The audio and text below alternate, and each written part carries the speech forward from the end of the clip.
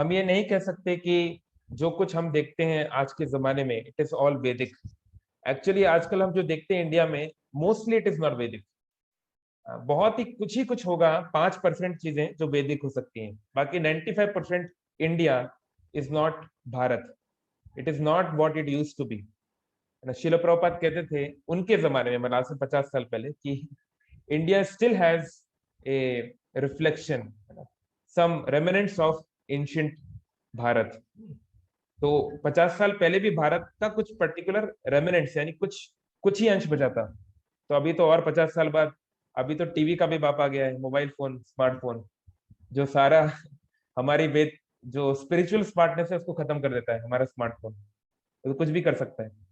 सो कहने का मतलब है कि इट्स अ सीरियस सिचुएशन कि जो हालत है, और महिलाओं के बारे में कहा गया है महाभारत में और कई जगहों पे, कि जिस घर में, जिस समाज में महिलाओं की इज्जत नहीं होती, उनके लिए उचित स्थान नहीं होता है, जहाँ पे नारियों की पूजा नहीं होती, वहां देवता रमण नहीं करते, मतलब वहां पे ऑस्पिशियसनेस नहीं आती।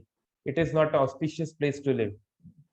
तो इसलिए आज इंडिया की हालत क्या है, लाइक इंडिया ऑलमोस्ट हर चीज में पीछे है, क्योंकि हमारा फंडामेंटल जो है कि how do we treat human beings, हम एक दूसरे के साथ कैसा व्यवहार करते हैं, वो बहुत खराब है ना? हमारा सिविल सेंस बहुत खराब है, और हम कई चीजों में सच में बहुत पीछे हैं विदेशियों से, इन चीजों में, है ना, खासकर यूरोपियंस से। तो अम, हम उसमें इतना ज्यादा हिस्टोरिकली हम उसमें नहीं जाते हैं। आप लोग बहुत सारे लोग को पढ़ सकते हैं, सुन सकते हैं, अगर आप इस पे कमेंट्री लिखना चाहते हैं तो। लेकिन हम लोग कुछ पर्टिकुलर स्पेसिफिक बातों पे आते हैं। तो पहला जो कई बार बात होती है कि डाउरी, है ना, दहेज प्रथा। तो दहेज प्रथा के बारे में बात होती है कि क्योंकि अ, ये वैदिक कल्चर में, शास्त्रों में दहेज प्रथा का वर्णन है, इस कारण से बच्ची को जन्म लेते ही माता पिता सोचते हैं कि ये तो बोझ हो गई, ये तो हमारे लिए एक बोझा हमारे पर किसी ने डाल दिया, क्योंकि अब जब ये बड़ी होगी, जब इसकी शादी की जाएगी, तो हमको एक बहुत बड़ा उसके लिए इंतजाम करना पड़ेगा। और कुछ जगहों पे तो आप जानेंगे, अब थोड़ा सा लोग थोड़ा सा अवेयरनेस बढ़ रही है, ऐसा नहीं है, थोड़ा इम्प्रूवमेंट हो रहा है, लेकिन अभी भी बिहार में और कुछ कुछ इलाकों में अगर लड़का इंजीनियर है तो उसको 40 लाख देने पड़ेंगे, अगर उसकी सरकारी नौकरी है तो 60 लाख देने पड़ेंगे, और वो गलती से कुछ मैनेजर मैनेजर कहीं पर है कोई अच्छी जगह पे, तो 1 करोड़ देना पड़ेगा। ऐसा बहुत जगह पैकेज वैकेज चलता है, कैलकुलेटर। तो कहने का तात्पर्य है कि हाँ, हम लोग इन सच्चाइयों से आंख नहीं मोड़ सकते। ये एक रियलिटी है कि डाउरी सिस्टम हमारे समाज का एक बहुत बड़ा चैलेंज है। इसलिए कम से कम इस्कॉन में हम लोग प्रयास करते हैं। इवन हमारे उड़ीसा में भी हम लोग एक मैट्रिनोमियल साइट बना रहे हैं, जो भी नेक्स्ट मंथ रिलीज होने के इसके पूरे चांसेस हैं। तो उसमें हमने ये चीज हम लोग डालने वाले हैं उसके टर्म्स एंड कंडीशन में, कि no specific dowry can be asked, कि लड़के वाले जो हैं कोई डाउरी की डिमांड नहीं कर सकते, है ना? अगर वो कंप्लेन ऐसा हुआ तो उसका जो प्रोफाइल है वो अलाउ नहीं किया जाएगा वेबसाइट पर। तो एटलीस्ट डिवोटी सर्कल में तो हम ये अवेयरनेस फैलाने में कामयाब हुए हैं कि डाउरी, जो कि एक इंग्लिश टर्म है, लेकिन उसका अगर हिंदी देखा जाए दहेज, जो आज के जमाने में जो दहेज है और जो वैदिक कल्चर में जो दहेज जैसा दिखता है, उसमें काफी अंतर है। जैसे फॉर एग्जाम्पल, जब भगवान राम की शादी हुई सीता माँ से, तो ये बात सही है कि जनक महाराज ने बहुत सारे हाथी, नहीं तो घोड़े, सोना, दासियां, और ना जाने क्या क्या गिफ्ट में दिया था, ये बात सही है। और भी बहुत जगहों पे जब भगवान कृष्ण के विवाह हुआ अलग अलग रानियों से, जो अष्ट रानियों से, तब की बात की जाए, या और भी कई राजाओं की वर्णन शास्त्रों में है, और इसमें कोई डाउट नहीं है कि आ, उन लोगों ने एक बहुत बड़ा सम एज अ गिफ्ट अपनी पुत्री को दिया था। लेकिन आप कभी भी नहीं देखेंगे कि कहीं पर भगवान राम है या कोई जो राजा है, भरत महाराज है, दुष्यंत है, कोई भी, वो आके जो है बिजनेस कर रहा हो कि हाँ भैया, हमारा लड़का हम आपके घर में विवाहना चाहते हैं, तो हमारे लड़के का ये रेट चल रहा है मार्केट में। तो जैसे जानवरों को बेचा जाता है, ऐसे अपने बच्चे को बेचते हैं कुछ लोग। हमारा लड़का भैया डॉक्टर है, और ये पास किया है, उसका ऐसा ऐसा है, तो आप जो है हम ये एक्सपेक्ट करते हैं आपसे, इस प्रकार से। अच्छा, किसी ने अपना हैंड रेस किया हुआ है, जो भी क्वेश्चन से हम लोग बाद में लेंगे, अगर कुछ अर्जेंट है तो चैट बॉक्स में डालिए। तो इस प्रकार का आप कहीं पर भी, मतलब आई, इट्स अ लिटरल चैलेंज। आप एक भी जगह पे अगर आप देख के बता दें वैदिक स्क्रिप्चर में कि किसी भी राजा ने, किसी भी वैदिक पर्सनैलिटी ने जो सनातन संस्कृति को फॉलो करता है, उसका कहीं पर भी शास्त्रों में वर्णन है कि उसने खुद से कुछ बार्गेनिंग की कि हमको इतना चाहिए, आपको ऐसा कहीं पर भी डिस्क्रिप्शन नहीं मिलेगा। तो ये बहुत नेचुरल है कि हम किसी के घर भी जाते हैं, है ना, तो भाई जब हम उसके घर से विदा लेते हैं तो वहां के लोग हमको कुछ देते हैं, गिफ्ट, हम दूसरों को गिफ्ट देते हैं, है ना। रूप गोस्वामी बोले हैं, ददाति प्रति गृह्णाति गुह्यम आख्याति पृच्छति भुंजते भोजते चेवा षड विधम प्रीति लक्षणम। भक्तों के बीच में जो 6 प्रकार के प्रेम के लक्षण होते हैं, उसमें पहले 2 होते हैं ददाति प्रतिगृणाति। ददाति मतलब देना, प्रतिगृणाति मतलब लेना, आदान प्रदान होता ही है ना। तो ये तो बहुत नेचुरल है कि दो मनुष्यों के बीच में या कोई भी 2 जीवित प्राणियों के बीच में आदान प्रदान तो होगा ही। तो सामान्य तौर पे जो लड़का है वो पिता की संपत्ति का अधिकारी होता है, और लड़की जो है वो तो विवाह करके चली जाती है। तो लड़की को संपत्ति में क्या हक मिलेगा? लाइक उसका भी तो कुछ हक होना चाहिए ना। तो इसलिए माता पिता क्या करते हैं, अपनी तरफ से खुशी से जितना वो कर सकते हैं उसके अनुसार वो अपनी बच्ची के लिए कुछ, उसके जीवन के आने वाले जीवन के लिए कुछ वो कंट्रीब्यूट करना चाहते हैं। लेकिन ये जो एग्जाम्पल्स हैं जनरली ये राजा महाराजाओं के हैं, क्षत्रियों के। अब राजा महाराजाओं के पास कोई धन दौलत की कमी तो थी नहीं, वो भी त्रेता युग और द्वापर युग की बात हो रही है। तो इसलिए हर व्यक्ति को राजा महाराजा की तरह देने का प्रयास नहीं करना चाहिए, इवन स्वेच्छा से भी, है ना। अगर आप कभी शास्त्रों में नहीं देखेंगे कि कोई किसान की बच्चे ही है ना, तो वो किसान की बच्ची के लिए जो है सोने के जवाहरात जा रहे हैं और हाथी जा रहा है, ऐसा कभी नहीं होता। तो हम लोग क्या करते हैं, हम स्क्रिप्चर्स को पढ़ते भी हैं तो अच्छे से इंटरप्रेट नहीं करते, उसको अच्छे से समझते नहीं है। अरे जब अगर आप बिलीनियर्स के बारे में पढ़ोगे, अब बिलीनियर्स तो है भैया, मुकेश अंबानी 700 करोड़ का घर बना रहा है, तो आप थोड़ी ना 700 करोड़ का घर बना सकते हो, है ना। आप उस कंसेप्शन को अगर आप मिस इंटरप्रेट करेंगे तो आप तो कहीं के नहीं रहोगे।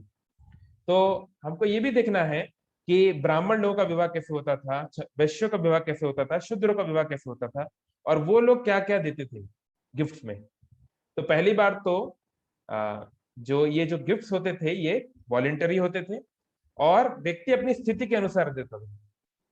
आजकल का कल्चर हो गया कंज्यूमरिस्टिक कि हम हर चीज रुपए पैसे से तोलते हैं, नहीं तो पहले के जमाने में इतनी आसानी से चीजें खरीदी बेची नहीं जाती थी, और खासकर जमीन जायदाद ये सब इतनी आसानी से कोई नहीं बेचता था। तो कहने का तात्पर्य है कि डाउरी जो है एक सिंपली एक मिस इंटरप्रिटेशन है एंशियंट सिस्टम का, और ये एक समय के साथ डेवलप हुआ। कई और सभ्यताएं इस भारत भूमि में आई हैं, वो अपने कुछ कल्चर को लेके आई। फिर मॉडर्न वैल्यूज जो है वो कई बार जो होती हैं वो ग्रीडी होती हैं, और हो सकता है कि एक समय ऐसा आया कि जब महिलाओं की स्थिति समाज में कमजोर थी तो उसका फायदा उठा के कुछ लोगों ने इसको आगे बढ़ाया। तो एनीवे, तो अभी की सिचुएशन खराब है, हम मानते हैं। तो अभी हमें ये करना चाहिए कि हमें हमारे बच्चों को खासकर we should teach our young man that they should never ask for dowry. हमें, क्योंकि देखो आज आप खुद के लिए डाउरी मांग सकते हो, लेकिन कल आपकी बहन की भी तो शादी होगी, तो बहन की भी तो शादी होगी तो आपको भी तो देना पड़ेगा। और चलो कोई बोल सकता है मेरी तो बहन नहीं है, मैं क्या को टेंशन हूँ, मैं क्यों इतना परेशान हूँ। ठीक है, आपकी बहन नहीं है but you are still part of the society. तो अगर हम एक समाज के दायित्व को समझते हैं, सामाजिक दायित्व को समझते हैं, और अगर हम एक अच्छा एग्जाम्पल सेट करना चाहते हैं तो हमें मेक श्योर करना चाहिए कि वी डोंट डू दैट। तो at least in ISKCON we are trying our best to give this culture.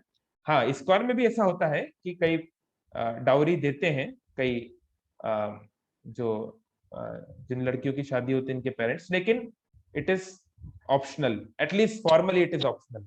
क्योंकि अगर ये बात आगे उठेगी तो definitely things will be taken care, है ना। तो हम लोगों को इसकी तरफ बताना चाहिए। फिर दूसरा है जैसे सती प्रथा, तो हमने आज सुबह भी चर्चा किया था।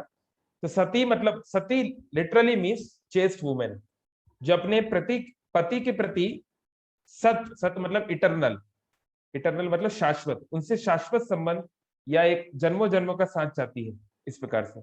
तो सती प्रथा दोबारा, जैसे हमने आज सुबह एग्जाम्पल देखा था, माद्री माद्री सती हुई थी खुद की इच्छा से, बल्कि कुंती और माद्री में ये कंपटीशन चल रहा था कि कौन अपने पति के साथ में जाएगा। और लेकिन बाद में जो राजा राम मोहन रॉय ने जिस सती प्रथा को हटाया, तब तक क्या हुआ, तब तक ऐसा कल्चर हो गया था कि कोई महिला है, मान लीजिए वो यंग ही है, 25-30 साल की है, और उसके पति का मान लो देहांत हो गया, तो अब वो नहीं चाहती उसके उसकी चिता में जलना, फिर भी उसके घर वाले जबरदस्ती इसको डालते थे, क्योंकि वो वहां पे रहेगी तो उसको साल जीवन भर खिलाना पड़ेगा, है ना, उसका कोई बच्चा तो है नहीं, तो क्यों टेंशन लें। तो इसलिए वो उससे पीछा छुड़ाना चाहते हैं। अब कलयुगी लोग हैं, आप क्या एक्सपेक्ट कर सकते हो कलयुग के लोगों से। तो लोग जबरदस्ती जो है ऐसा करते थे, यहाँ तक कि हमारे प्रभुपाद जी के गुरु महाराज भक्ति सिद्धांत श्री ठाकुर, उनके जो पिता थे भक्ति विनोद ठाकुर, वो भी डेप्यूटी मजिस्ट्रेट थे, और उनके टाइम पर भी सती प्रथा का बहुत चलन था, और उनको कई बार जाके रोकने के लिए बहुत प्रयास करना पड़ा। तो गांव वाले उनके साथ लड़ाई करने लगते थे, बोलने लगते थे कि तुम अंग्रेजों के चमचे हो, है ना, उनके ऊपर ऐसे आरोप लगाते थे कि तुम अंग्रेजों के चमचे हो, और ये तुम अंग्रेजों पर कहने के कारण तुम हमारे भारतीय सभ्यता का नाश कर रहे हो।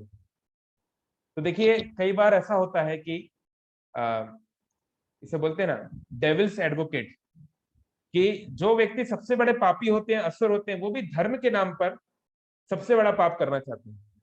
तो उनके मुताबिक वो लोग भारतीय संस्कृति का पालन कर रहे थे सती प्रथा करके, और भक्ति विनोद ठाकुर जो भगवान के शुद्ध भक्त हैं, उन जैसा भक्त संसार में शायद ही कभी आया हो, और ऐसे भक्त के ऊपर वो बोल रहे हैं कि तुम अंग्रेजों के चमचे हो, क्योंकि आप जो है सती प्रथा को रोक रहे हैं। तो इसलिए अनफॉर्चुनेटली ये सब चीजें जब हमको पढ़ाई जाती हैं एनसीईआरटी में या बुक्स में, तो हमको पूरा एक्सप्लेनेशन नहीं दिया था कि ये जो सती प्रथा है ये एक मिसनॉमर है, एक गलत चीज है। और ऐसा नहीं कि वेस्टर्न वर्ल्ड में ऐसा नहीं था। वेस्टर्न वर्ल्ड में एक कॉन्सेप्ट था जिसे बोलते हैं विच हंटिंग। ये विच हंटिंग क्या है? विच मतलब होता है वैसे पिशाचनी, हिंदी में पिशाचनी, लेकिन इन क्रिश्चियन ट्रेडिशन विच मतलब होता है एक ऐसी महिला जो कि एक फॉलन एंजल का प्रतीकात्मक स्वरूप है। मतलब there are some people call angels in Christian theology, यानी कि आप बोल सकते हैं कि स्वर्गलोक के प्राणी, इस तरह से। तो उनमें से कुछ का पतन हो जाता है, उनको फॉलन एंजल बोलते हैं। तो ये जो एंजल होते हैं ये सैटर्न की ओर से, शैतान की ओर से काम करते हैं। तो जो महिला फॉलन एंजल्स होती हैं उनको विच बोला जाता है। तो ये जो विच होती हैं ये महिलाओं के रूप में आती हैं, और ये बच्चों को या फिर कमजोर युवकों को अपने पास लेकर उनको उनका खून चूस लेती हैं, या उनको जो भी मार देती हैं, जैसे भी। तो इवन 17वीं सेंचुरी तक जो यूरोप, जो अपने आप को दुनिया का ह्यूमन राइट्स का बॉस बताता है, वहां पर ये विच हंटिंग बहुत कॉमन थी, है ना।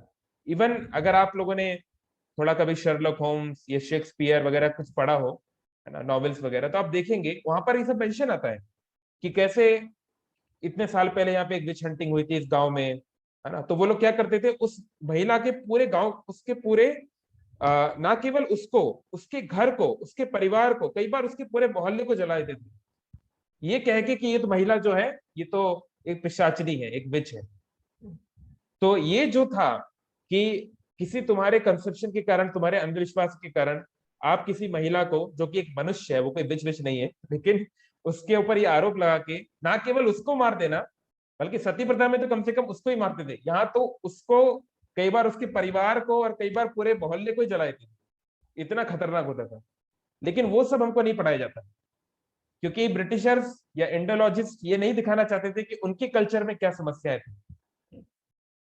तो कहने का तात्पर्य है कि ये बहुत अनफॉर्चुनेट सिचुएशन है कि इवन हम लोग इंडिया में रहते हुए भी इन चीजों को नहीं समझ पा रहे हैं। तो एटलीस्ट अब हम लोग जो इस स्पिरिचुअल एजुकेशन से जुड़े हैं, हमारा काम है कि हम सही जानकारी दूसरों तक पहुंचाएं जितना हो सके। तो कहने का मतलब ये अंधविश्वास सारी दुनिया में था, भारत में भी बहुत सारे अंधविश्वास हैं, इसमें कोई डाउट नहीं है, मानते हैं बहुत सारा अंधविश्वास, बहुत सारा नाटक नौटंकी, बहुत सारा धर्म के नाम पे बहुत कुछ चल रहा है, पाखंड, है ना। चैतन्य भागवत में बोला है कि कलयुग में तो धर्म के नाम पे जो होता है वो प्राय प्राय मतलब 99% मोस्टली वो पाखंडी होता है। पाखंड चलता ही धर्म के नाम पे, बस सही है। लेकिन इसका ये मतलब नहीं है कि ये पाखंड केवल इंडिया में ही हो रहा है, वो हर जगह हो रहा है। क्रिश्चियनिटी में क्या क्या हुआ है, क्रिश्चियन चर्चेस में क्या क्या किया है, कितने बच्चों का, कितनी नन्स का रेप और अब्यूज हुआ है, उसकी अगर हम चर्चा करने बढ़ जाएंगे तो एक बहुत लंबा टॉपिक हो जाएगा अपने आप में, है ना। और ऐसे ही चाहे इस्लामिक ट्रेडिशन हो, even so called Buddhist tradition हो, किसी भी ट्रेडिशन में आपको ऐसे बहुत सारे एग्जाम्पल्स मिल जाएंगे। तो केवल एक सनातन संस्कृति को कटघरे में खड़ा करना ठीक नहीं है। जो जेन्युइनली अनबायस तरीके से पढ़ेगा वो जानेगा कि ये सब प्रॉब्लम्स हर जगह है। हाँ, लेकिन इन प्रॉब्लम्स का रूट वैदिक कल्चर नहीं है, इसको प्रमोट नहीं करता वैदिक कल्चर। तो हम लोग, और एक और चीज जिसके ऊपर कई बार बात होती है, हाँ, चाइल्ड मैरिज, कि छोटी उम्र में विवाह क्यों कर देते हैं बच्चियों का। तो देखिए अगेन ये एक मिस इंटरप्रिटेशन है। जैसे कई बार लोग बोलते हैं, जब ये सब चल रहा था ना, सबरीमाला वाला इशू चल रहा था, कि भैया सबरीमाला में यंग लड़कियों को क्यों नहीं जाने देते, है ना। और या फिर लड़कियों को साड़ी पहन के क्यों जाना पड़ेगा, इस प्रकार से। तो ठीक है, सबरीमाला में यंग लड़की को नहीं जाने देते, लेकिन ऐसे बहुत सारे मंदिर हैं इंडिया में जहां यंग लड़के नहीं जा सकते, young boys are not allowed. जो भगवती टेम्पल्स होते हैं बहुत सारे, जहां पे दुर्गा देवी का एक रूप जो ब्रह्मचारिणी के रूप में है, तो एक ब्रह्मचारिणी के पास एक जो यंग बॉयज है, दे शुड नॉट गो। इसी प्रकार से सबरीमाला में जो डीटी है, it is in that mode, it is in a mode of ब्रह्मचारी। जैसे हनुमान जी, हनुमान जी की जो वर्शिप है वो एक महिला को नहीं करनी चाहिए। Women should not worship Hanuman ji, मतलब worship in the sense aarti, ये सब।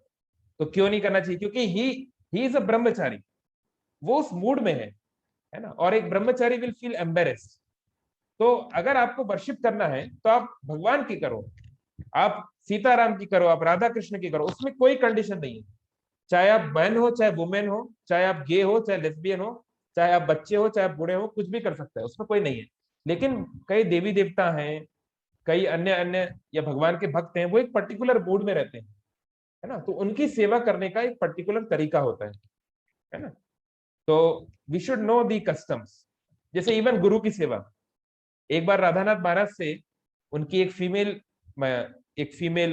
डिसाइपल ने क्वेश्चन पूछा, एक उनकी महिला शिष्या ने प्रश्न पूछा कि गुरु महाराज, आपके जो शिष्य हैं, यानी कि पुरुष शिष्य जो हैं, उनको आपके शरीर का सेवा करने का मिलता है, मतलब वो आपके पैर दबा सकते हैं, आपके लिए अलग अलग जो है पंखा कर सकते हैं इत्यादि।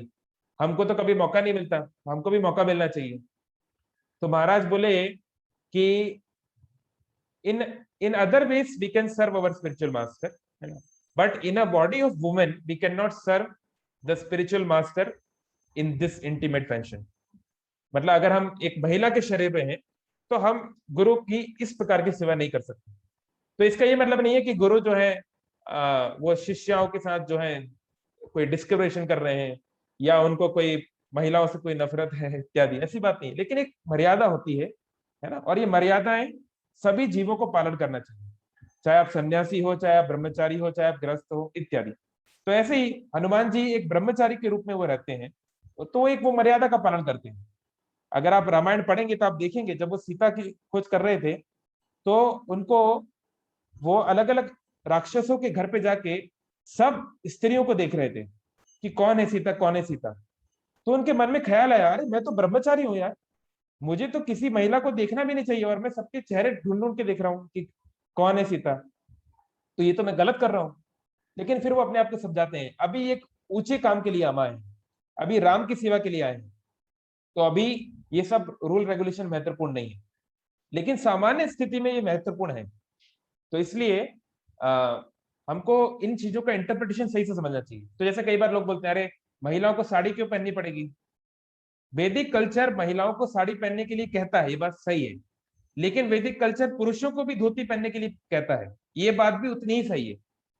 इसलिए बहुत सारे ऐसे मंदिर हैं जहां पे पुरुष भी एंट्री नहीं कर सकते जब तक उन्होंने धोती ना पहनी हो। आप चले जाइए मध्वाचार्य संप्रदाय का जो हेडक्वार्टर है उडुपी मंदिर, वहां पे पुरुष जब तक धोती ना पहने और ऊपर कुर्ता भी नहीं चलेगा, ये कुर्ता पहन के भी आप नहीं जा सकते, या तो उतरी होनी चाहिए या फिर आप ऐसे ही जाओ, तो आपको, नहीं तो वो एंट्री नहीं करने देंगे आप।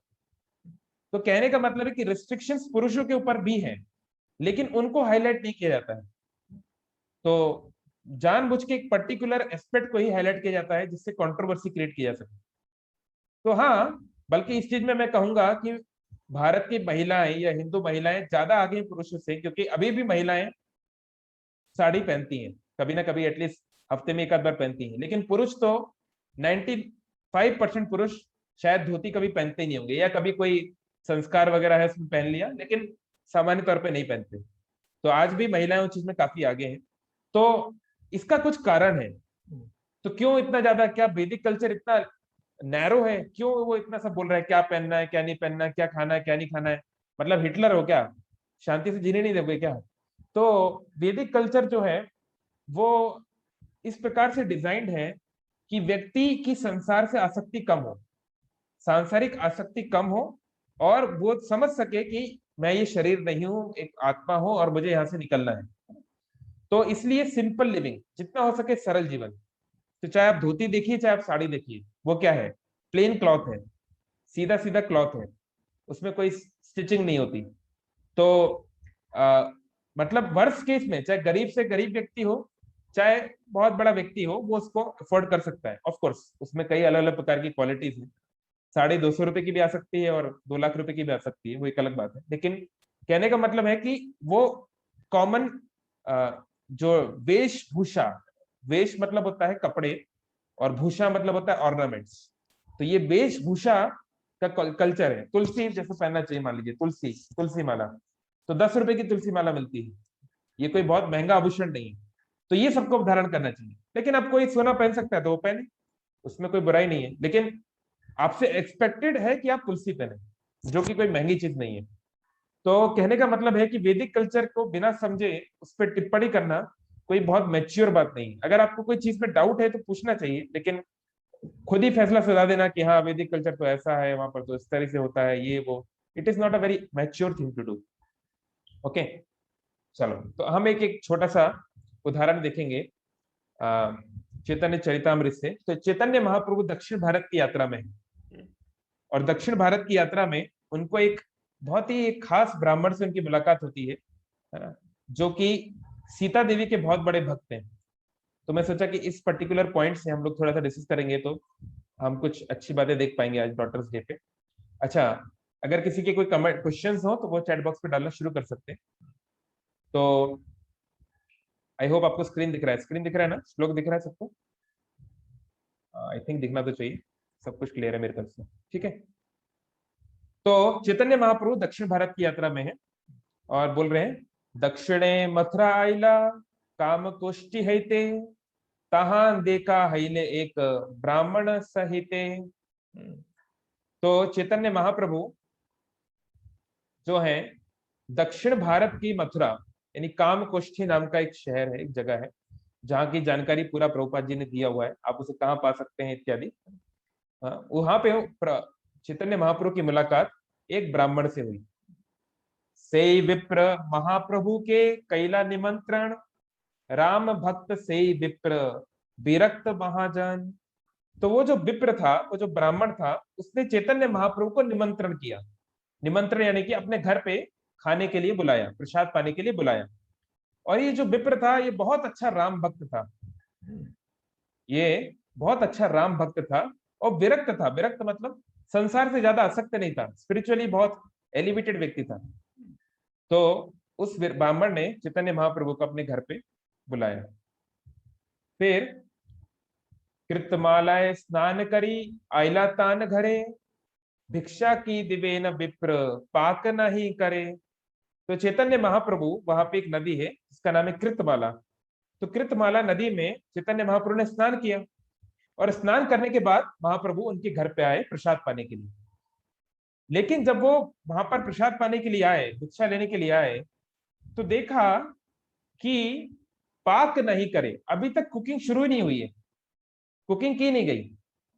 अब मान लो आपको कोई अपने घर पे बुलाए, है ना, और अब ये चैतन्य महाप्रभु है, मतलब कम से कम 128 राउंड से जितना भी राउंड जप करके, फिर स्नान करके, फिर उसके बाद जो है कीर्तन करके दोपहर में पहुंचे। वो दोपहर 12 बजे वहां पहुंचे, सुबह से कुछ खाया नहीं।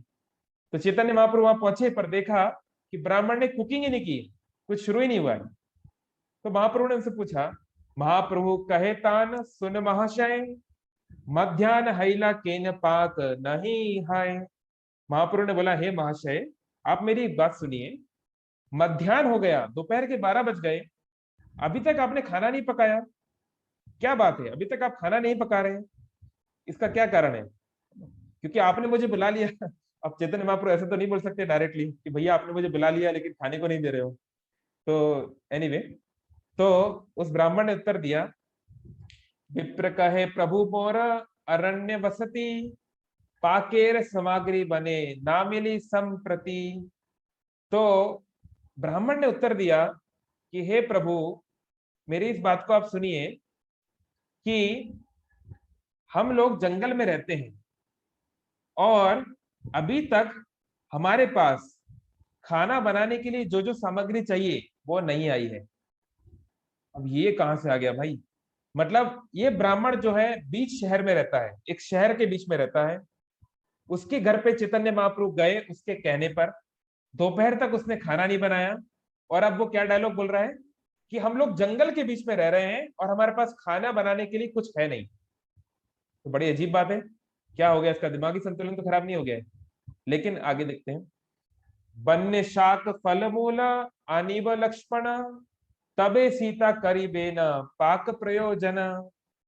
जब लक्ष्मण वन से शाक, शाक आप जानते हैं, जो लोग बंगाली हैं, उड़िया, वो जानते हैं, ग्रीन लीफी वेजिटेबल, शाक लेकर नहीं आते, फल लेकर नहीं आते, मूल लेकर नहीं आते, तब तक सीता कैसे कुकिंग करेगी? यानी आप सोचिए, मतलब वो व्यक्ति क्या बोल रहा है कि लक्ष्मण अभी तक जो है वन से ये सब सामान नहीं लाए हैं, इसलिए सीता कुकिंग नहीं कर सकती। तो ये सब वो क्यों बोल रहा है? यहाँ तो सीता कहाँ से बीच में आ गई, लक्ष्मण कहाँ से बीच में आ गए? ऐसा क्यों, क्या बोल रहा है? तो आगे, तान उपासना सुनी प्रभु तुष्ट हैला, आश्चर्य व्यस्ते से विप्र रंधन करीला। लेकिन चैतन्य महाप्रभु उसकी बात को समझ गए। अरे भाई, ये तो बहुत बड़ा भक्त है, ये मेडिटेट कर रहा है, इसके ध्यान में है कि कैसे राम लक्ष्मण और सीता वन में गए थे, और कैसे बेचारी सीता देवी जो है वो 14 साल तक कुछ राइस नहीं खाई, कोई ग्रेन नहीं खाई, उनको कंद मूल फल खाने पड़े। और उसमें भी जब तक लक्ष्मण कुछ लेके नहीं आते थे, ये लोग कुछ नहीं खा पाते थे। तो वो इतना ऊंचे स्तर पर है कि वो दक्षिण भारत में अपने घर पे बैठे हुए हुए उस पंचवटी की याद कर रहा है, जहां सीता देवी बैठी हुई हैं, इंतजार कर रही हैं, कब लक्ष्मण भैया आएंगे, तब मैं कुकिंग शुरू करूंगी। तो वो ब्राह्मण का इतना ऊंचे स्तर की चेतना है, और चैतन्य महापुरुष चेतना को पहचान गए, है ना। हम लोग तो नहीं पहचान पाते जब तक हम लोग को ये पता नहीं चलता ट्रांसलेशन। तो प्रभु भिक्षा कैले दिनेरा तृतीय प्रहरे, निर्विण्ण से विप्र उपासना करे।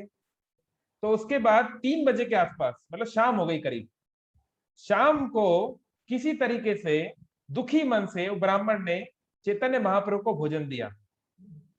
तो देखिए, बड़ी अच्छी अजीब सी बात है।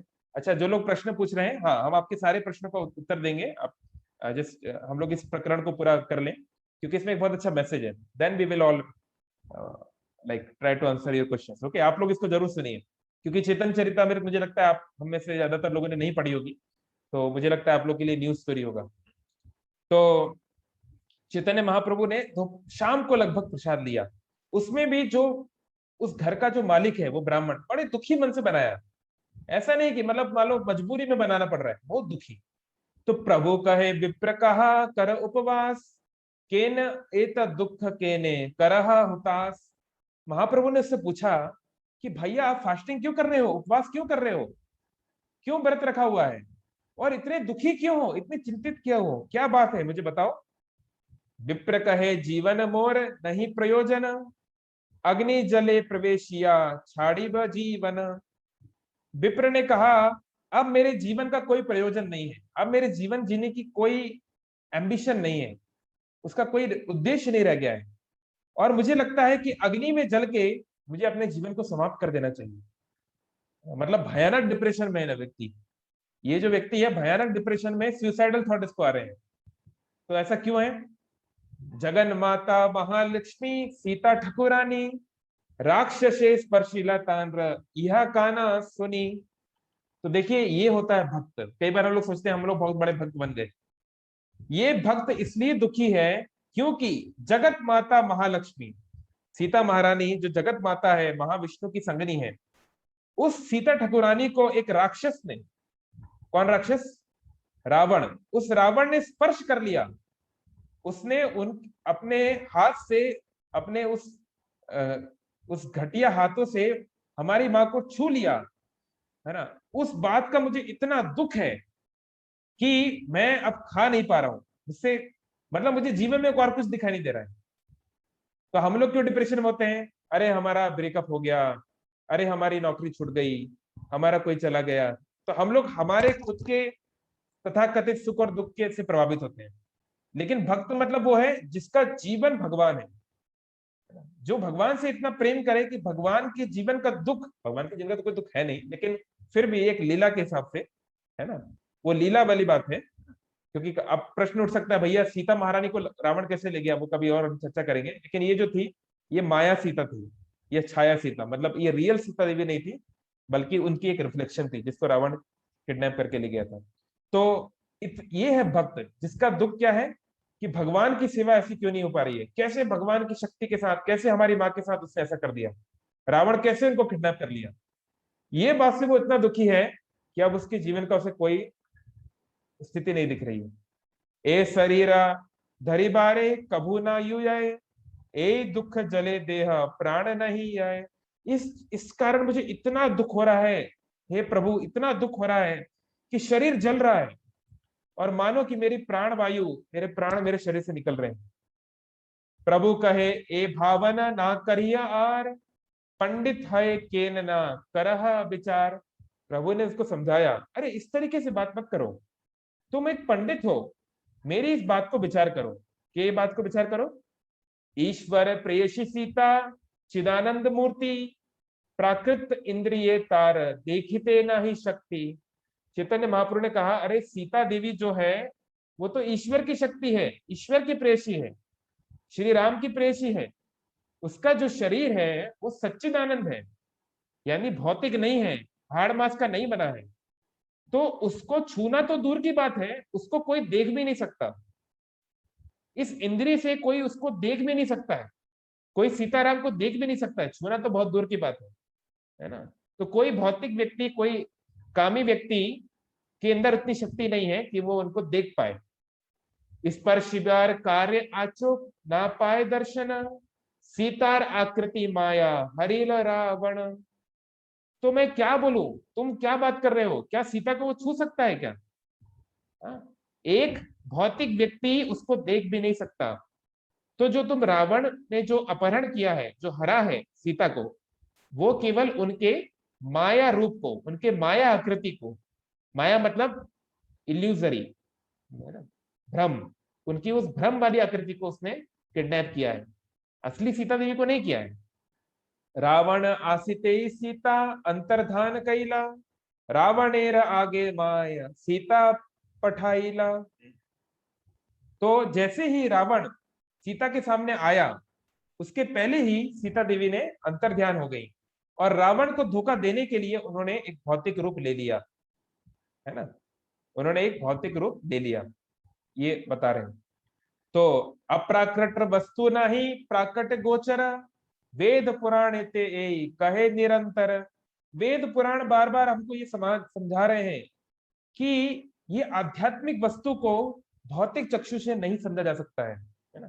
फिर प्रभुपाद जी ने बहुत सारे श्लोक दिए हैं ट्रांसलेशन के लिए, है ना। तो यानी कहने का मतलब है आध्यात्मिक चीजों को, जैसे भगवान का रूप, उसको भौतिक चक्षु से नहीं देखा जा सकता। विश्वास करह तुम्ही अमार वचने, पुनरापि को भावना ना करिहा मने। तो चैतन्य महाप्रभु स्वयं भगवान, स्वयं रामचंद्र कह रहे हैं, हे ब्राह्मण मेरी बात का भरोसा करो, मैं झूठ नहीं बोलता हूं, तुम अपने आप को ये दुख से हटा लो, है ना, ये जो तुम सोच रहे हो वो भ्रम है। माता सीता को उसने कभी नहीं छुआ, तुम चिंता मत करो। प्रभुर वचने विप्र हैला विश्वास, भोजन कैला हैला जीवनेर आस। तो क्योंकि चैतन्य महाप्रभु ने ऐसा बोला तो उसको थोड़ा कुछ विश्वास हुआ कि हाँ शायद ये सही बोल रहे हैं, ये तो महापुरुष हैं, हाँ ये तो झूठ नहीं बोलेंगे। तो उसको थोड़ा खुशी हुई, है ना। जैसे मान लीजिए हमारे हमारे जीवन में कभी कोई कठिनाई से जाती है तो हमें उस व्यक्ति के साथ उसको समय देना चाहिए। हमारे उत्तर भारत में एक कहावत है, भले ही आप किसी के शादी में ना जाएं लेकिन किसी का इंतकाल में जरूर जाना चाहिए।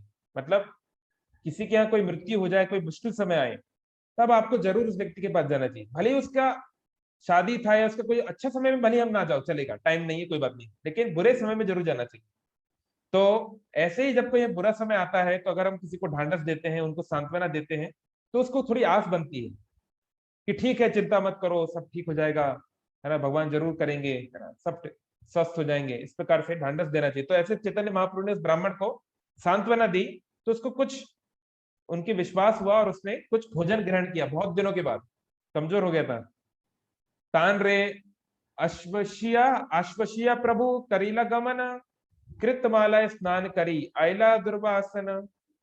तो चैतन्य महाप्रभु जो है इस प्रकार से आगे बढ़े। तो हम लोग सारे श्लोक नहीं दिख रहे हैं, समय कम है, लेकिन आगे क्या हुआ शॉर्ट में मैं आपको बता देता हूँ। तो चैतन्य महाप्रभु आगे चल के एक जगह पे गए जिसे बोलते हैं कुर्म क्षेत्र, आज जो कि आंध्र प्रदेश में है, आप कह सकते हैं, है ना, सिंहाचलम इत्यादि। तो वहां पे चैतन्य महाप्रभु गए और वहां पे उनको एक शास्त्र की कुछ कॉपीज मिली जिसको बोलते हैं कुर्म पुराण। तो कुर्म पुराण में ये वर्णन है ये चीज का, क्योंकि वाल्मीकि रामायण में वर्णन नहीं है कि सीता देवी ने माया रूप लिया था रावण के आने के पहले। ये वाल्मीकि रामायण में वर्णन नहीं है, और वाल्मीकि रामायण ही मुख्य शास्त्र है। लेकिन कुर्म पुराण में वर्णन था कि सीता देवी ने अग्नि में अपने आप को समाहित करके अग्निदेव की शरण ली थी, और माया सीता, या एक जगह पे छाया सीता लिखा है, उसने उसका किडनैप रावण ने किया था। और इवन आप जानते हैं जो फेमस बुक्स हैं जैसे रामचरितमानस, रामचरितमानस में तुलसीदास जी ने डायरेक्टली ये लिखा है कि इस प्रकार से छाया सीता का ही किडनैप हुआ।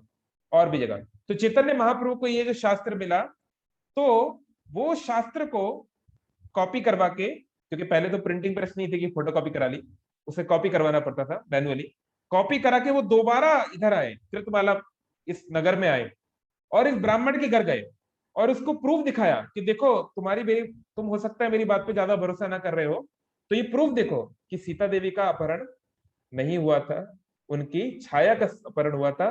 कोई भी राक्षस रावण जो है उनको छू नहीं सकता है, इस प्रकार से। तो ये सब बोलने से वो रावण, वो जो ब्राह्मण है, बहुत खुश हुआ, बहुत आनंदित हुआ, और फिर वो जो है सामान्य जीवन जीने लगा। और वो एक्चुअली पहचान गया चैतन्य महाप्रभु को, बोला कि आप ही वो रामचंद्र हैं जो मेरे प्राण को दोबारा लौटाए हैं। तो इस प्रकार से वो रावण, वो जो व्यक्ति है, उसको आया। तो कहने का मतलब है कि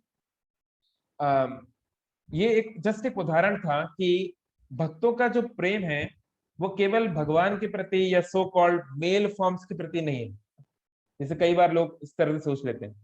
तो भक्तों का जो जो संबंध है वो आध्यात्मिक स्तर पे होता है ना, चाहे वो सो कॉल्ड मेल फॉर्म हो चाहे सो कॉल्ड फीमेल फॉर्म हो, है, क्योंकि भगवान ना तो पुरुष, ना तो मेल है ना फीमेल है, वो ना कोई नारी है ना पुरुष है जिसको हम नारी पुरुष समझते हैं उस हिसाब से। तो इसलिए ये जो कंसेप्शंस हैं कि क्या वैदिक कल्चर में भेदभाव है और ये है और वो है, इस तरह की कोई बात नहीं है। हाँ, जो वुमेन बॉडी है वो एक अलग प्रकार की बॉडी है, एक मेल बॉडी एक अलग प्रकार की बॉडी है।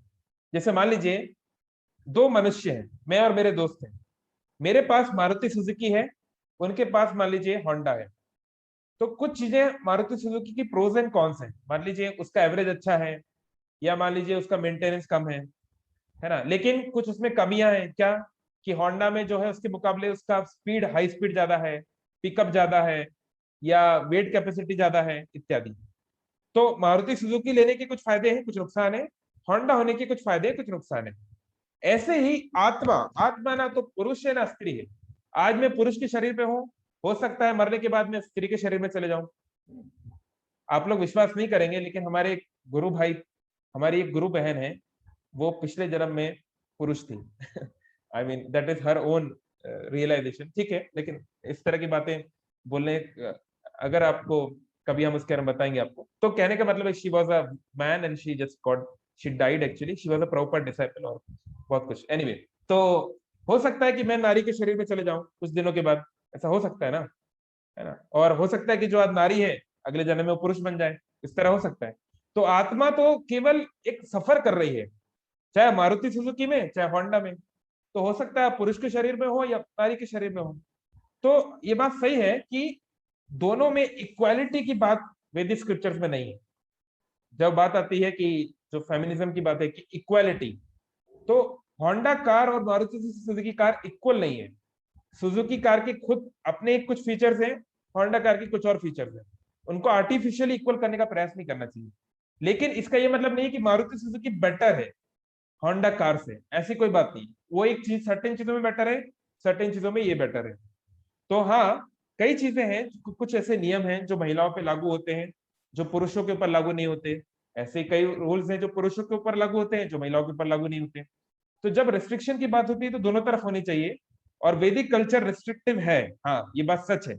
लेकिन रिस्ट्रिक्टिव होना हमारे फ्रीडम के लिए अच्छा है।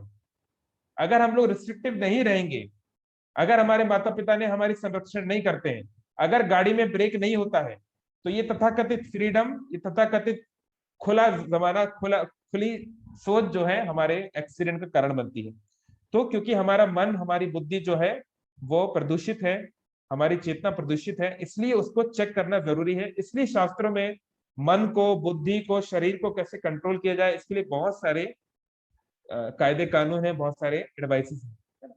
तो इसलिए जब इन बातों को कहा जाता है कि वुमेन को क्या, उनको क्या मतलब साड़ी ढकना पड़ेगा, या उनके साथ में कोई जाना चाहिए, या उनका को एजुकेशन नहीं होना चाहिए, उनका अलग एजुकेशन होना चाहिए, बहुत सारी बातें। तो वो एक एक पॉइंट में हम बोल सकते हैं, लेकिन बहुत सारे रिस्ट्रिक्शंस वुमेन पे है, ये बात सही है।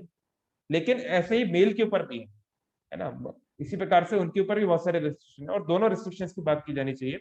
और कुछ रिस्ट्रिक्शंस जो है वो इतने इंपॉर्टेंट नहीं है, वो सेकेंडरी है ना, वो इतने महत्वपूर्ण नहीं है, उसके ऊपर इतना ज्यादा कोई, जैसे कुछ चीजें होती हैं वो एकदम फंडामेंटली जरूरी है, पर कुछ उतनी महत्वपूर्ण नहीं होती, पालन नहीं भी करेंगे तो चल जाएगा। तो ऐसे ही कुछ चीजें हैं जिन्हें हम बोलते हैं रेगुलेटिव प्रिंसिपल्स, जो होने, जो करना ही करना है। और कुछ होते हैं डिटेल्स, जो कर सके तो ठीक है, नहीं तो समय काल परिस्थिति के अनुसार चेंज की जा सकती है। तो इसलिए हमको जो है उस हिसाब से इंटेलेक्चुअली हमको उन सब बातों को देखना है। और अगर हम वर्तमान फलित परिचय की बात करें, अगर हम वर्तमान की बात करें, तो इस्कॉन में महिला डिवोटीज हैं। अब फॉर एग्जाम्पल अभी 1 साल पहले, 2 साल पहले जो अमेरिका के राष्ट्रपति पद का चुनाव हुआ, उसमें तुलसी गब्बार्ड लड़ रही थी। तुलसी गब्बार्ड को 1% से ज्यादा वोट भी मिला था। तो तुलसी गब्बार्ड जो है, उनकी माँ जो है वो प्रभुपाद जी के शिष्य की शिष्या है। तो अब वो तो एक महिला है, वो एक डिवोटी है, वो हरिनाम भी जप करती है, कभी कभी एकादशी भी रखती है। लेकिन सभी डिवोटीज ने उनके लिए कैंपेन किया, जो अमेरिका में रह रहे थे सभी उनके लिए कैंपेन कर रहे थे। ठीक है, उनका वो इतनी नहीं जीत पाई वोट्स, क्योंकि वो एक ईमानदार व्यक्ति है, लाइक, क्योंकि डिवोटी लोग तो बीमार नहीं हो सकते ना इन राजनेताओं की तरह, तो वो जो है ज्यादा इतना घुमा फिरा नहीं सकती, या ट्रम्प और बाइडेन की तरह माबू नहीं बना सकती दुनिया को, तो वो जीत नहीं पाई। बट एटलीस्ट उनको एक काफी अच्छा वोट शेयर मिला। और अभी भी आप देखेंगे तो उनके बहुत सारे फॉलोअर्स हैं, और जो उनके सपोर्टर थे वो सब जानते हैं कि she is a true women. तो ऐसा नहीं है कि वुमेन को लीडरशिप स्किल्स नहीं है, या फिर वैष्णव समाज में महिलाओं को कोई ऊंचा पदवी नहीं दी जाती, ऐसी कोई बात नहीं है। वैष्णव समाज में ऊंचा नीचा जैसी कोई चीज नहीं होती है। वैष्णव समाज में जो जिस स्थिति में अच्छे से सेवा कर रहा है उसकी महानता है। झाड़ू लगाने वाला भी उतना ही महत्वपूर्ण है जितना पुजारी सेवा करने वाला, सभी को उतनी ही मानता है, कोई ऊंचा नीचे वाली बात नहीं है। तो जिसके अंदर एबिलिटी है, तुलसी कबाड़ में एबिलिटी है, तो सारा इस्कॉन जगत उनको सपोर्ट कर रहा था। और इस तरह के कोई डिवोटीज होते हैं तो उनको सपोर्ट किया जाता है ना। जानवी हैरिसन जब गाती हैं, उनको बाहर के किसी शो में जब वो जाती हैं तो उनको वोट सारे इस्कॉन डिवोटी देते हैं। तो ऐसा नहीं है कि कोई उस तरह का रिस्ट्रिक्शन है। लेकिन हाँ, ये बात सही है कि कुछ रिस्ट्रिक्शंस महिलाओं के ऊपर है, लेकिन ऐसे ही कुछ रिस्ट्रिक्शन पुरुषों के ऊपर भी है ना, चाहे इस्कॉन की बात हो या वैदिक कल्चर की इन जनरल बात हो। तो उन दोनों को लिया जाना चाहिए, एक तरफा बात नहीं करनी चाहिए। Okay, okay, thank you all very much. Hare Krishna. हम लोग कुछ क्वेश्चंस देख लेते हैं क्योंकि इसमें बहुत सारे बड़े बड़े क्वेश्चन दिख रहे हैं अजीब अजीब से। So let me start from the first. Okay, खुशी, खुशी असाटी। जो लोग बेटी के पैदा होने की होते ही उसको मार देते हैं, तो ऐसे ही प्रथा थी क्या पहले भी? उसके क्या कारण थे? ओके, अब देखिए खुशी, आप तो जहां तक मुझे मालूम है आप नीट की प्रिपरेशन कर रही हो, है ना? You want to be a doctor. तो अब आप खुद बताइए, ये कैसे पता चलता है कि जो बच्चा पेट में है वो पुरुष, वो लड़का है या लड़की? ये कैसे पता चला? ये कैसे उनको पता चलता है कि वो लड़का है कि लड़की? Are you online? Check. Okay, she is there. ये पता इसलिए चलता है क्योंकि हमारे पास मॉडर्न, हमारे पास सो कॉल्ड टेक्नोलॉजी है ना? Sonography machines. क्योंकि सोनोग्राफी मशीन आपको बता सकती है कि पेट में जो बच्चा है वो लड़का है कि लड़की। और हाँ, एक बार ये पता चल गया कि वो लड़की है, तो ये बात सही है कि भारत में लाखों लाखों बेटियों को मारा गया है, इसमें कोई डाउट नहीं है। तो ये भारतीय लोगों की, जो इंडियंस हैं, जो मॉडर्न इंडियंस हैं, उनकी बहुत ही घटिया सोच को दिखाता है, नो डाउट। लेकिन ये वैदिक कल्चर में क्या प्रैक्टिस होता था? क्या ये वैदिक कल्चर में प्रैक्टिस होता था? क्या वैदिक कल्चर में सोनोग्राफी मशीन थी? मेरा ये प्रश्न है। मैं आपको अनम्यूट कर देता हूँ। क्या वैदिक कल्चर में सोनोग्राफी मशीन थी जिससे ये पता किया जा सके कि बच्चा है कि बच्ची है? नहीं थी। तो कोई प्रश्न ही नहीं उठा था कि जब हम जानते ही नहीं कि बच्चा है कि बच्ची है, तो कोई कैसे मार सकता है पेट के अंदर?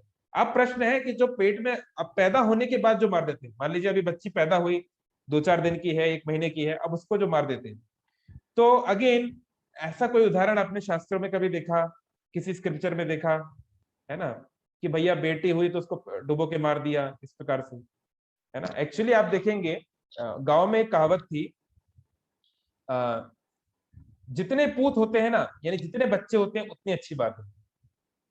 क्योंकि गांव में क्या है, पैसे का कोई कॉन्सेप्ट नहीं था। आपके पास जमीन है, आपके पास गाय है, जितने लोग होंगे उतना खेती ज्यादा होगी, उतना काम बढ़ जाएगा, आराम से रिलैक्स रहोगे। क्योंकि ज्यादा पैसे वाला काम था ही नहीं, लेन देन था ही नहीं, इसलिए प्रॉब्लम नहीं होती थी। इसलिए कहावत है उत्तर भारत में, 1 लाख पूत 1.25 लाख नाती, ता रावण घर दिया न बाती। जो रावण है, मतलब ये कोई शास्त्र में नहीं है, एक कहावत है, लोक कथा है, उसमें बोलते हैं कि 1 लाख पूत, रावण के 1 लाख बच्चे थे, मतलब रावण तो बहुत सारी पत्नियां रखा होगा ना, और 1.25 लाख नाती, उसके 1.25 लाख, 1,25,000 नाती थे, मतलब कि बच्चों के बच्चे। लेकिन ता रावण घर दिया ना बाती, लेकिन जब भगवान राम से उसने युद्ध किया, तो उसके घर पे दिया बाती लगाने वाला कोई नहीं बचा। मतलब जब हम भगवान के खिलाफ होते हैं, तो आप आपके बच्चे, आपके बच्चों के बच्चे, कोई नहीं बचता है, सब परिवार खत्म हो जाते हैं। तो ये एक बात है कहने की, मतलब कहने का मतलब है कि बच्चे होना was not something a burden इन वैदिक कल्चर। क्योंकि इतनी महंगी शिक्षा नहीं है, शिक्षा फ्री थी, सब कुछ सिंपल था। लेकिन अब हर चीज प्रोफेशनल है ना? अब लड़की होगी तो उसकी पहले पढ़ाई कराओ, उसमें लाखों रुपए खर्च करो, फिर कोई एग्जाम्स की तरह उसमें करो, फिर डाउरी दो, करोड़ों रुपए खर्च करो। तो उस डर से जो है ये मानसिकता आ गई थी मॉडर्न इंडिया में कि हाँ, बेटी का, बेटी से अपने आप को मतलब अपना, अपने सर से ये बोझा खत्म करो। तो ये बात मैं मानता हूं कि हाँ, ये इंडिया में मेंटेलिटी अभी भी है। लेकिन दिस इज बिकॉज ऑफ जो कलयुग जैसे जैसे आगे बढ़ रहा है, तो लोग जो हैं ग्रीडी होते जा रहे हैं। लोग जो हैं अपने कस्टम से, क्या आप खुद सोचो, आप एक वैष्णव हो, हम लोग एक वैष्णव है, क्या एक वैष्णव ऐसा कर सकता है? आप खुद सोचो। हम लोग जो जो पढ़ते हैं शास्त्रों में, हम लोग जो जो उदाहरण देखते हैं, हम बोलते हैं भैया किसी वैष्णव को गलती से हमको अप्रसन्न भी नहीं करना है। कभी हम ऐसा बोलते हैं? नहीं, केवल मेल वैष्णवों को, केवल जो पुरुष वैष्णव है उनको ही नहीं करना है, बाकी महिला वैष्णवों को गाली दो, मारो। कभी आपने ऐसा देखा? कोई आपने ऐसा उदाहरण कहीं पे इस तरह आपको मिला? या इस्कॉन के भक्तों के नेचर में कभी आपने ऐसा देखा? एटलीस्ट जो सिंसियर भक्त है, कभी आपने ऐसा देखा? आपको ऐसा नहीं हो सकता है। तो जो लोग ऐसा कर रहे हैं वो मतलब मनुष्य के नाम पे वो जानवर हैं, और इतना ज्यादा उनका उनका जो चेतना है बहुत गिरा हुआ है। तो अब आप क्या एक्सपेक्ट कर सकते हैं कलयुग लोगों से? तो ये बात होती है, डेफिनेटली आई एग्री कि ये बहुत बड़ी सिचुएशन है, बहुत बड़ी प्रॉब्लम है, और अब कई प्रकार की सरकारी स्कीम्स चल रही हैं। But this was not the, हाँ, तो वो लोग मारते इसलिए हैं क्योंकि they are greedy people and they don't want to take the burden. Simple सी बात है, वो जानते हैं कि लड़की होना बर्डन है, so they don't want to take the burden. ठीक है, ऑल राइट। फिर यहाँ पे क्वेश्चन है, why is that a man never jumps into the funeral pyre of his wife but why a wife has to do this to show her love to her. Yes, बहुत अच्छा question है शानवी का, कि इतनी सारी महिलाएं सती हो गई पर कभी कोई पुरुष सता नहीं हुआ कभी कोई पुरुष जो है नहीं गिरा, तो ऐसा क्यों हुआ? शानवी, हो सकता है आपने, आई डोंट नो, लेकिन ये बात एग्जैक्टली गोपियां बोलती हैं भ्रमर गीत में। भ्रमर गीत एक सेक्शन है श्रीमद् भागवतम का, वहां पे एग्जैक्टली यही बात कुछ बोली गई है। गोपियां बोलती हैं कि नारी का जो प्रेम है पुरुष के प्रति, वो तब भी थोड़ा धर्मपरायण होता है, पर पुरुष कभी नारी को प्रेम नहीं करता। मतलब जो गोपियां हैं वो कृष्ण के ऊपर आरोप लगा रही है, आई मीन कि जो कृष्ण जो है वो कितने मतलबी है, कितने स्वार्थी है, हमको छोड़ के चले गए इस प्रकार से। तो अब ये जो है, ये अब कृष्ण टेक्निकली वैसे नहीं है, लेकिन ये एक प्रकार से एक रस है, एक आस्वादन है, एक आनंद भक्त और भगवान के बीच में हो रहा है, जब भगवान जो इस प्रकार के सिचुएशन बनाए हैं, है ना। तो गोपियां ये उदाहरण देती हैं कि कितने ही महान महान स्त्रियां अपने पुरुषों के लिए सती हो गई, लेकिन एक भी पुरुष कभी अपनी महिला के लिए, अपनी पत्नी के लिए सता नहीं हुआ, है ना। तो ये एक बात जो गोपियां बोलती, जो आपने भी यहाँ पे रिपीट कर लिया। आई डोंट नो वेदर आपने इसको पढ़ा है भ्रमर गीत में या आपको खुद ही क्वेश्चन आया। चलिए, तो हाँ, देखिए, जो सती होने का ये जो एग्जाम्पल है बहुत रेयर है। आप शास्त्र में देख लीजिए, आपको बहुत मतलब सिंगल डिजिट में एग्जाम्पल मिलेंगे। शास्त्र में हजारों हजारों कहानियां हैं, लाखों लाखों कहानियां, उसमें बहुत कम आपको मिलेंगी। तो जनरली ऐसा नहीं होता था, है ना। लेकिन अभी इस संसार में भी आप देखिए, जैसे आपने रोमियो जूलियट, आपने रोमियो जूलियट पढ़ा है क्या? कितने लोगों ने रोमियो जूलियट पढ़ा है? The famous romantic story by Shakespeare. तो रोमियो जूलियट में क्या हुआ? रोमियो को, जूलियट को ये बोला गया कि रोमियो जो है वो मर गया है ना। बहुत सारी चीजें हुई, लास्ट में क्या हुआ कि रोमियो मर गया है, जूलियट को ये बोला गया। तो वो मरा नहीं था टेक्निकली, मतलब वो थोड़ा घायल था, लेकिन मरा नहीं था। तो जूलियट को जब पता चला कि रोमियो मर गया है, तो उसने खुद को मार दिया। तो क्या जूलियट के ऊपर क्या कोई हिंदू शक्तियों का प्रभाव था कि भैया तुम अब सती हो जाओ क्योंकि तुम्हारा पति चला गया, तुम्हारा प्रेमी चला गया? नहीं, वो प्रेम की एक निशानी है कि व्यक्ति उसके बिना रह नहीं सकता, उसको लगता है कि जीवन का कोई अर्थ नहीं है, इसलिए जूलियट ने अपने जीवन को दे दिया, कुर्बान कर दिया, है ना। ऐसा लैला मजनू और बहुत सारे ऐसे उदाहरण हैं दूसरे कल्चर्स में भी। तो कहने का मतलब है, ऐसे जैसे दशरथ राम, है ना, दशरथ को किसने बोला था अपने प्राण देने के लिए, लेकिन दशरथ राम के बिना नहीं जी पाए, प्राण दे दिए। तो ये बहुत अत्यधिक प्रेम की निशानी है, और हम कलयुग में एक्सपेक्ट नहीं करते हैं कि ऐसा कोई करेगा। इसलिए कलयुग में ये सब प्रथा वैसे भी नहीं है, और वैसे भी वॉलंटरी था। लेकिन हाँ, जनरली जो पुरुष होते हैं कि वो वैदिक कल्चर में शास्त्र को पढ़े होते हैं, वो जानते हैं हम शरीर नहीं है, हम आत्मा है, और हमारा जो संबंध है हमारी पत्नी के साथ वो टेम्पररी है, वो अपनी जर्नी में कहीं और चली गई है, तो मुझे उसके लिए श्राद्ध करना है, उसके लिए पिंडदान करवाना है, बच्चों का देखरेख करना है। तो वो जानता है अपनी जिम्मेदारियों को, और कुंती महारानी की तरह वो जिम्मेदारी में रहते हुए अपना काम करता है। जैसे कि भगवान राम ने एक पत्नी व्रत लिया, तो जीवन भर वो एक पत्नी के साथ ही रहे। हालांकि सीता देवी साथ में नहीं थी, बहुत समय तक साथ नहीं थी, फिर भी भगवान राम ने दूसरी शादी नहीं की, वो अकेले रहे, लेकिन उन्होंने वो एग्जाम्पल को सेट किया। ठीक है, तो I hope I could like answer your question. Okay, तो फिर क्वेश्चन क्या है? फिर क्वेश्चन है कि क्या वुमेन हनुमान जी की पूजा कर सकती है कि नहीं?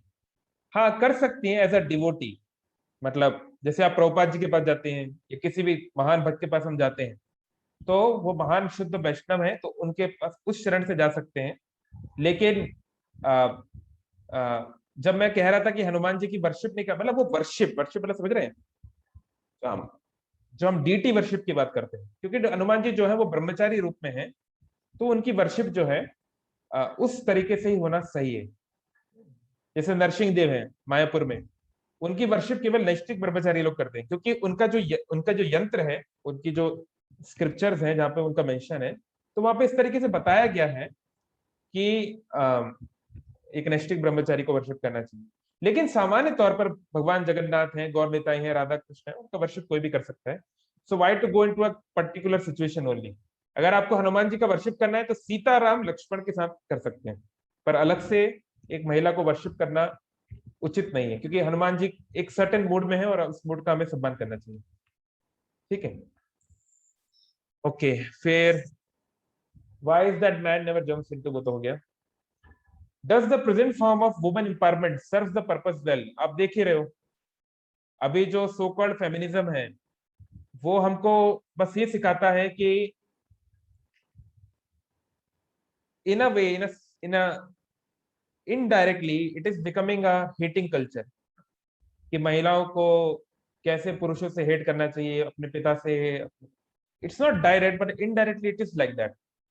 तो एनीवे, चाहे फेमिनिज्म हो, चाहे चौविनिज्म हो, चाहे कोई भी इज्म हो, कोई भी सांसारिक विचारधारा है, जब तक उसका स्पिरिचुअल फाउंडेशन नहीं है वो तो फेल होगी ही। तो इसी तरीके से even if someone wants to do women empowerment but without any spiritual understanding, it will not last long। इसका कुछ खास फायदा होने वाला नहीं है। ममिता माता जी का क्वेश्चन है कि एक वुमेन संन्यास क्यों नहीं ले सकती अगर वो गृहिणी नहीं बननी चाहती तो? क्यों उनको एक हस्बैंड चाहिए अपने आप को उनको प्रोटेक्ट करने के लिए? ओके, क्योंकि संसार के लोगों से उनको बचाना है और संसार के लोग जो हैं बहुत बुरे हैं। ओके, ठीक है। Okay, it's a nice question. तो again there have been some exceptions, कुछ एक्सेप्शन हुए हैं जहां पे कि महिलाएं भी जो हैं एक सन्यासिनी की तरह रही। ऐसा नहीं कि इस तरह के एक्सेप्शंस नहीं है, देयर आर फ्यू एक्सेप्शंस, है ना। तो बट वो जो महिला है उनका स्तर बहुत ऊंचा था भक्ति में, जैसे मीराबाई, गंगा माता गोस्वामिनी, है ना, and there are some more examples like that. पर लेकिन फिर उनका स्तर भी तो ऐसा था भक्ति में कि वो अब मीराबाई जैसे भक्त कितने हो सकते हैं दुनिया में, गिनती कर सकते हैं कितने लोग ही उस स्तर की भक्ति कर सकते हैं। तो उनकी बात अलग है, लेकिन सामान्य तौर पे एक पुरुष को भी अकेले नहीं रहना चाहिए। अब आपका प्रश्न है कि महिला को अकेले क्यों रहने का अधिकार नहीं है? पुरुष को भी अधिकार नहीं है। जैसे हम लोग मान लीजिए ब्रह्मचारी हैं, तो हम भी आश्रम के नियमों के द्वारा बंधे हुए हैं, हम लोग भी मनचाही नहीं कर सकते। हमें भी गुरु के द्वारा जो बताए गए जो नियम है, जो मर्यादा है, उनके अनुसार जीवन जीना पड़ता है ना। हम अपने हिसाब से जो चाहे मन में आए ये कर दिया वो कर दिया, ऐसा नहीं हो सकता। तो हम भी बंधे हुए हैं। जो सन्यासी है वो भी बंधा हुआ है, ऐसा नहीं कि सन्यासी भी जो चाहे कर सकता है। उसके भी नियम कायदे होते हैं, कई प्रकार की तपस्या, कई प्रकार के उसके रेगुलेशन होते हैं। खाना पीने से लेकर सोने उठने तक बहुत प्रकार की चीजें उसको देखनी पड़ती हैं। तो हर व्यक्ति बंधा हुआ है कुछ रूल रेगुलेशन से। तो इस प्रकार से सामान्य तौर पे for most women it will be difficult to like lead a stable devotional life without being troubled by the society, और खासकर कलयुग सोसाइटी। अभी आप जानते हैं कलयुग में लोग किस स्तर पे जा चुके हैं ना, कभी भी कुछ भी हो सकता है, आप किसी पे ट्रस्ट नहीं कर सकते हैं, है ना। दुनिया किस स्थिति में है आप लोग जानते हैं। तो इट्स वेरी डिफिकल्ट कि किसी महिला जो कि खासकर जब वो युवा है, कोई चलिए थोड़ा एक एज के बाद तो तभी ठीक है, तो जब तक वो युवा है उसके प्रोटेक्शन को लेकर या उसके मन को सही तरीके से वो एंगेज कर पाए, ऐसा सामान्य तौर पे होना कठिन है। लेकिन हाँ, हम उसको ये नहीं कह सकते कि कोई भी नहीं कर सकता। Maybe some people can do. I know few devotees who are doing. Even ISKCON में भी ऐसी कुछ ब्रह्मचारिणी हैं जो जीवन भर शादी नहीं किए हैं और ऑलरेडी 10 साल 20 साल से वो उनका अलग आश्रम होता है, उसमें वो रह रही हैं और सेवा कर रही हैं। हमारी खुद की गुरु बहन अर्चना माता जी हैं और कुछ ऐसे एग्जाम्पल हैं। बट अगेन उन लोगों का भक्ति का स्तर बहुत ऊंचा है। वो रात के 1-1:30 बजे उठ जाती हैं, वो मंगल आरती के पहले 16 माला कर देती हैं, और वो हम लोग उनके सामने बच्चे भी नहीं है भक्ति में। तो maybe some very great people can do, but सामान्य तौर पे इट्स वेरी डिफिकल्ट। तो हमें अपने आप को कोई बहुत महान नहीं मानना चाहिए, हमें मानना चाहिए कि भैया हम तो छोटे मोटे लोग हैं, तो इसलिए बेटर है हम रूल्स फॉलो करें तो बेटर है। तो it's better to find for a woman, it's it's quite important that she should get married, क्योंकि this will help her to focus on spiritual life. उसको समाज से अपने आप को बचाने से लेकर और बहुत सारी जो टेंशन है वो नहीं लेनी पड़ेगी, and she can focus on the things which are like natural for her. लेकिन अगेन ये कोई हार्ड एंड फास्ट हम ये नहीं बोल सकते कि मान लो किसी ने शादी नहीं की तो वो महिला गलत है, ऐसा हम नहीं कह रहे, लेकिन ये सामान्य तौर पे ऐसा होना मुश्किल है। ओके, ठीक है, all right, so I think we have done all the questions here. और किसी का कोई प्रश्न हो तो अपने आप को अनम्यूट कर सकते हैं। आई थिंक किसी का हाथ raise, yes mister Galaxy M02 जो भी आपका नाम है, आप अपने आप को अनम्यूट करके पूछ सकते हैं। आपका कुछ प्रश्न है गैलेक्सी M02 जो भी आपका असली नाम है? चलो, प्रणाम प्रभु जी। Yes sir. प्रभु जी, मेरा एक क्वेश्चन है। ये जो हमारा जो कल्चर है वो वैदिक कल्चर से जुड़ा हुआ है, जिसको हम सनातन कल्चर कहते हैं। हमारा एक्चुअली कल्चर सनातन कल्चर है, तो इसमें जो अलग अलग देवी देवताओं का पूजा का वर्णन किया गया है, कुछ चीजें हैं जो सन्यासियों को करना चाहिए और कुछ चीजें हैं जिसको गृहस्थ को करना चाहिए। ये एक लिमिटेशन रखा गया है।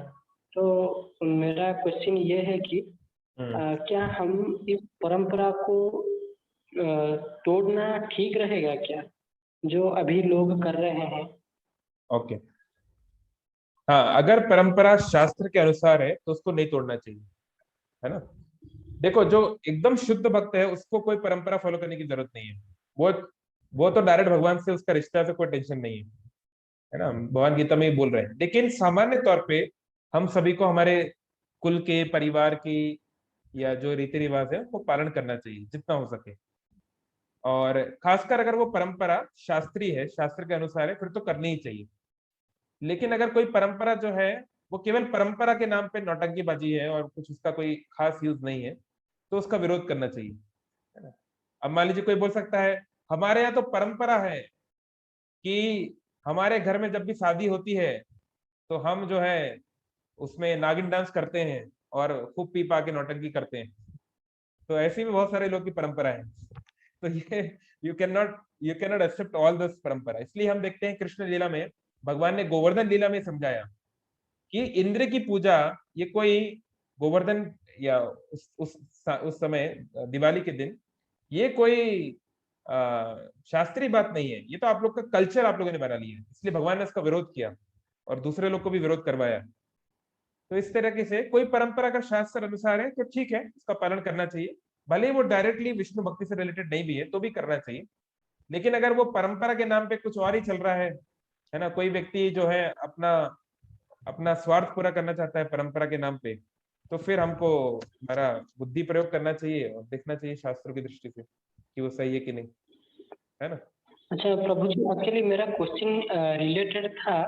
अब जो भक्त है, जो भक्ति करना चाहते हैं या अपनी भगवान को अपने आप में ही ढूंढना चाहते हैं या फिर भगवान के अंदर खुद को ढूंढना चाहते हैं, उनका कहना है कि हमें किसी भी नीति नियम को मानना नहीं हो।